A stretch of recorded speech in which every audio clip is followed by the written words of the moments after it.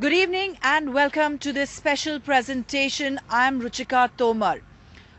Well, 13 December 2001, an attack on the collective consciousness of this nation, an attack on the temple of Indian democracy. A white ambassador car which had 5 terrorists managed to enter the parliament premises. When they were challenged, they jumped out of the car and opened fire at the security men. 9 people killed, all 5 terrorists gunned down. And today, the man who aided these 5 terrorists, who plotted this attack on the Temple of Indian Democracy, was executed. Well, at 8 this morning, country woke up to the news of execution of Muhammad Afzal Guru. But unlike what really happened on that fateful day, Afzal Guru, the man who plotted that chaos and mayhem and death of destruction, was calm and composed, very aware of what his fate is going to be. Here we try to deconstruct the final moments of Muhammad Afzal Guru. Afzal Guru was told about the execution of his death sentence on Friday, 8 February 2013. At 5 a.m. on February 9th, 2013, he was woken up at his cell in TIHAR jail. He was also handed a fresh set of clothes. Afzal Guru bathes, offers his last prayers. He asks no questions and makes no demands. A doctor examines Afzal Guru, declares him medically fit. A magistrate is then called in who asks Afzal Guru about his will. He also records his statement. The only request Afzal makes is for his family to be informed about his fate. At 7:30 a.m., Muhammad Afzal Guru walks to the gallows. At 8 a.m. on Saturday, 9th February 2013, Afzal Guru is hanged. Also present are jail authorities, the magistrate, doctor and 3 priests. At 8:30 a.m., after his body is examined, Afzal Guru is declared dead. The TIHAR jail complex has no graveyard, so special arrangements are made. Afzal Guru is buried in an unmarked grave. Bureau Report, Headlines Today. Alright, so that is how Muhammad Afzal Guru met his fate. But just let's try and revisit what really happened on that fateful day. Joining me now is my colleague Kartikeya Sharma. Kartikeya, you were there on that fateful day. Just describe to us the horror that was unleashed as you were witness to what really happened. It was a very light day. It was a bit foggy at that point of time. There were not many parliamentarians inside. The Prime Minister was also not there. Sonia Gandhi by that time had left. I was outside the reception gate of the parliament and suddenly there were shots. People thought that maybe these are firecrackers. But then suddenly there was a blast which took place and then people realized, the reality dawned upon them that something has happened. Then the security protocol came into action, Ruchika. Suddenly all the gates were closed. So I tried running down to the first gate which is there from where these 4 terrorists entered. But by the time the gates were shut, it took them roughly 2.5 minutes to shut those gates. And then this whole place turned into a fortress. There was continuous firing. The parliament turned into a different place altogether.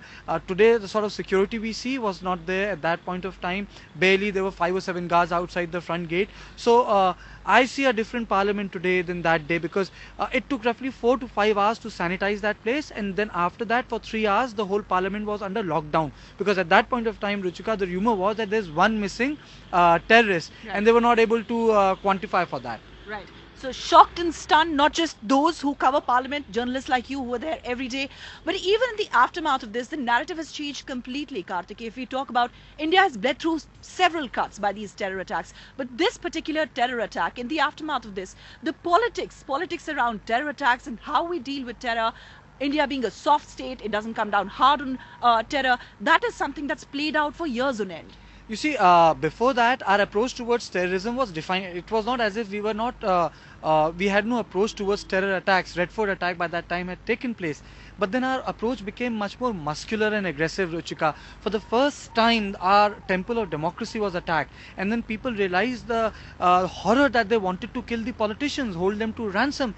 That was the real plot. And after that, not only the face and the soul of this parliament changed, our discourse on terrorism also changed. After that, tougher laws were brought into place, much more muscular, if I have to say. Not even, if I have to say, laws that would somehow impinge on the democratic right for the larger good, those laws were brought into place, and that's how our approach towards terror attacks changed. But then I would say that was not the finality. It's changed for good when 2008 happened. All right, it changed for good after 2008. Afzal Guru may have been executed, but the politics surrounding Afzal Guru is still on. So while we had the BJP today come out and say it, in a way, it vindicated its stand all around the execution of Afzal Guru, the Congress, on the other hand, said that the Congress has never really shied away from taking decisions that are in national interest. So the race for credit of Afzal Guru's execution is well and truly on.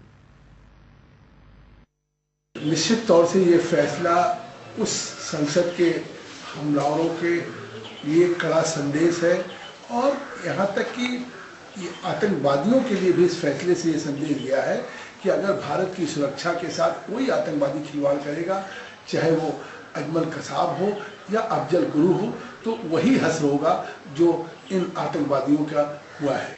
Now, if you take so much of time in this taking a decision, then why? Take a firm resolve in the fight against terror so that the country remains secure. That's what we want.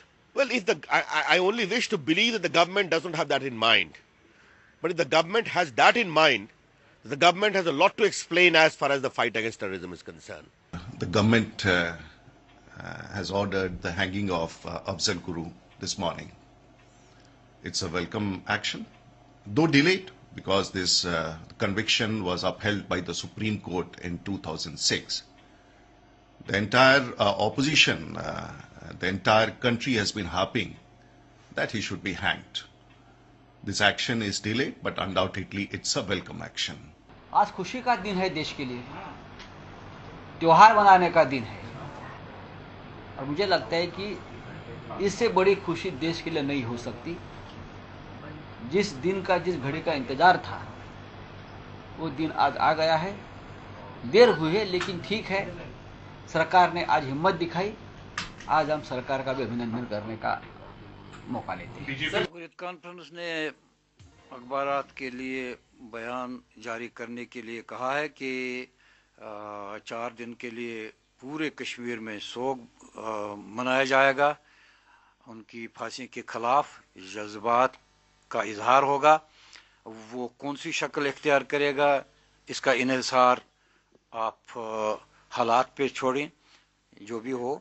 लेकिन ये बहरहाल तय है कि 4 दिन सोग रहेगा और उसकी लाश को लौटाने का मुतालबा निहायत ही शद्दोमद के साथ किया जाएगा. Well, the timing of Afzal Guru's execution is curious to say the least.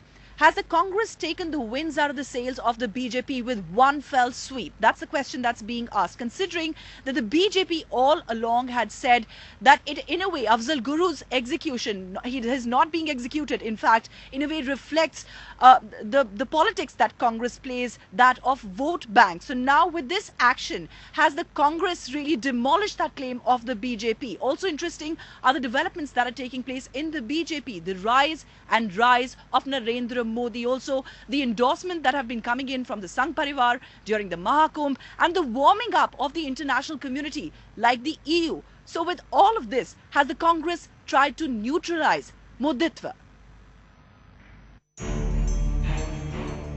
Afzal Guru's execution might have come after 7 long years of indecisiveness and delayed action.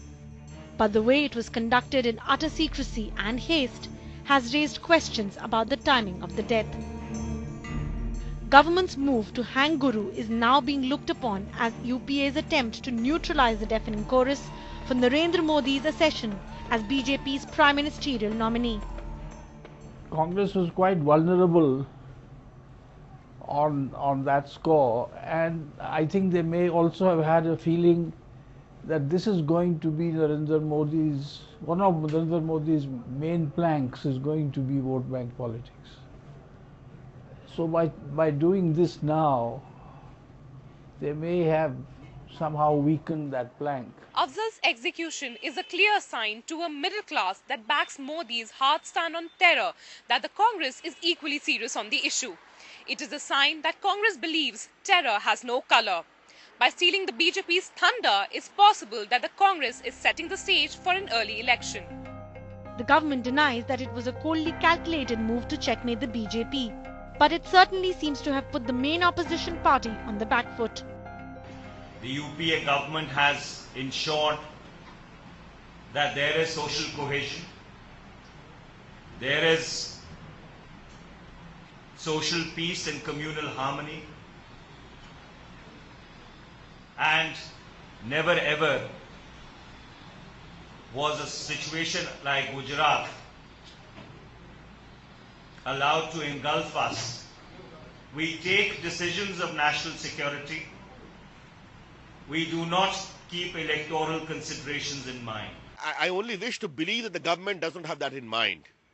But if the government has that in mind, the government has a lot to explain as far as the fight against terrorism is concerned. There will be a separate forum, separate platform to articulate and debate about it. The fact that the government acted 7 years after the Supreme Court passed Guru's death sentence in 2006 and executed Afzal in such extreme secrecy that even his family was not allowed a final goodbye is an indication itself. Also, is it just a coincidence that 2611 accused Kasab was executed just before the winter session and now Afzal Guru just before the budget session? With Aditya Anant Narayanan in Delhi, Bureau Report, Headlines Today. So Mohammad Afzal Guru's execution certainly has political significance as well. Kartikeya is still with us. Kartikeya, has the Congress upset BJP's calculations with this move? Because for the longest time, this was the yardstick with which the BJP used to measure the government, the Congress's intent on acting against terror. Completely. I would say that the BJP strategy for now, short term, is buffered by this decision. You see, last time when Kasab was hanged, it was before the winter session, and suddenly you found your Home Minister, which is very benign looking and a new avatar, sort of a complete contrast to what Chidambaram looked like, very aggressive, very articulate, and you had Mr. Shinde making mistakes, and suddenly you had a reinvigorated Mr. Shinde. Now you have budget sessions starting from 21st of February, and then you have this decision which has led to the execution of Afzal Guru. So he has created a political buffer on the issue of terrorism, and it will be very difficult for Bharatiya Janata Party to attack Home Minister when it comes to internal security. I think that's the short term, but in long run, he has also sent a message to the middle class that this government is not soft on terror. All right, so the government has made its intention very clear that it's not soft on terror. The Indian state isn't a soft state. But let's talk further about the Home Minister, like Kartikeya was talking about. He had made a series of gaffes, but has he redeemed himself in a way with these two decisions? First, of course, the execution of Muhammad Ajmal Kasab, and now in the cloak of secrecy, this execution that has been executed perfectly by the Home Minister and, of course, the top establishment of the country. So in a way, after making those comments which have embarrassed not only his party but also invited the wrath of opposition, with the BJP saying that they will boycott the Home Minister over his saffron terror comment, has Shinde neutralized the attack? Bharatiya Janata party हो या RSS के हो, उनकी जो training camp है वो Hindu terrorism बढ़ाने का काम देख रहे हैं. A remark that polarized the nation.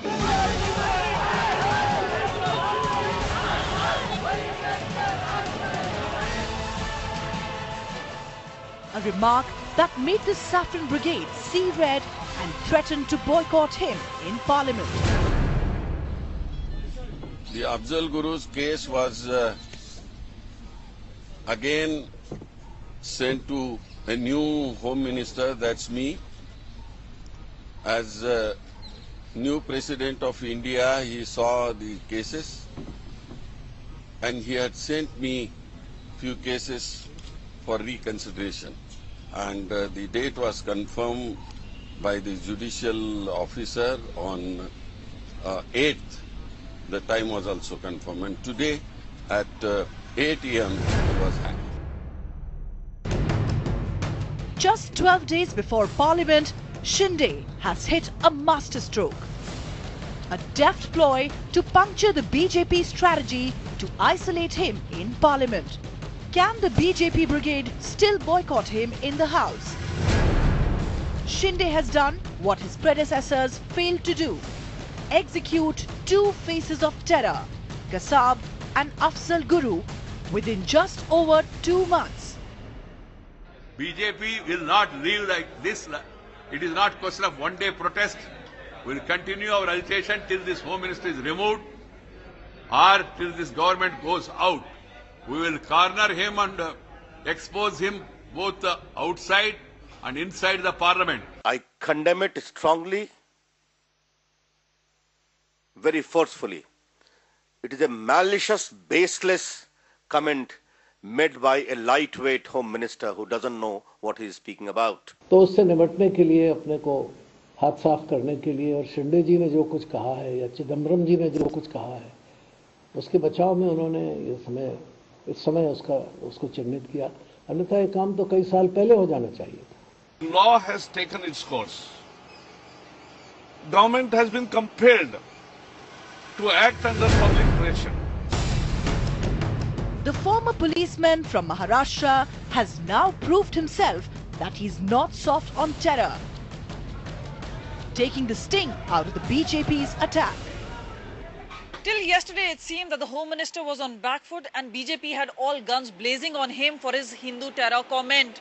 But today changed everything after Afzal Guru's hanging. And Home Minister has proved that he is not a weak Home Minister and can take decisions. First, Ajmal Kasab and now Afzal Guru's hanging. But it seems that has he been able to redeem himself or does BJP need to re-strategize? That's the big question. With camera person Ranjit, this is Kamaljeet Sandhu in Delhi for Headlines Today. 12 years after that audacious attack, the man who aided and helped the terrorists carry out that attack has been executed. Well, just 2 months, in fact 76 days to be precise, since the execution of Ajmal Amir Kasab, the government has done it again. Another clinical operation that was carried out in a cloak of complete secrecy. There were 7 men in the know who carried out this operation. Let's tell you more about Operation Hang Afzal Guru. For more on that, it's over to my colleague Aditya Ravi Shankar. Sequence as well of how the chain of command worked as far as this operation is concerned. Operation Hang Afzal Guru. The president rejecting Guru's mercy petition, order then being signed by Home Minister Sushil Kumar Shinde as well. And within 24 hours of this, well, the go-ahead had been given by the Prime Minister Manmohan Singh as well, as far as the Home Ministry is concerned. Now, due process was followed. Now, R.K. Singh was responsible for coordination of this entire operation, as it were, and secrecy also, ensuring that the only people informed was the family of Afzal Guru. Now, Ashok Prasad, the J&K DGP, maintained total security and secrecy, was in touch with Guru's family, was ensured with the task of checking whether that speed post, whether the registered post sent across from the Indian government had reached the family of Afzal Guru or not.